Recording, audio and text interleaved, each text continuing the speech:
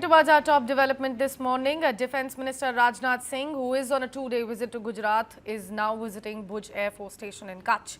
The Bhuj Air Force Station played a very key role in the execution of Operation Sindoor following the killing of 26 innocent tourists by terrorists in Pahalgam. Here, Rajnath Singh will interact with personnel of the Indian Army, Indian Air Force, Border Security Force and other security agencies too.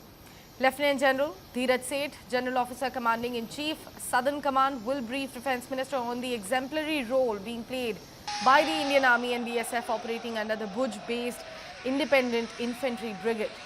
The visit highlights the coordinated efforts of all security forces in ensuring the safety and also security of critical assets in the region.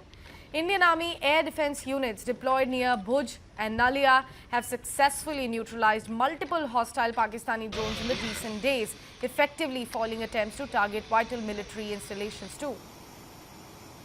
And towards our top development this morning, Defence Minister Rajnath Singh, who is on a two-day visit to Gujarat, is now visiting Bhuj Air Force Station in Kutch. The Bhuj Air Force Station played a very key role in the execution of Operation Sindoor following the killing of 26 innocent tourists by terrorists in Pahalgam. Here, Rajnath Singh will interact with personnel of the Indian Army, Indian Air Force, Border Security Force and other security agencies too.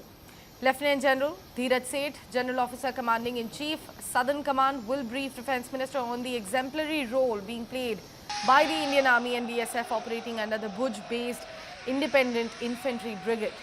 The visit highlights the coordinated efforts of all security forces in ensuring the safety and also security of critical assets in the region.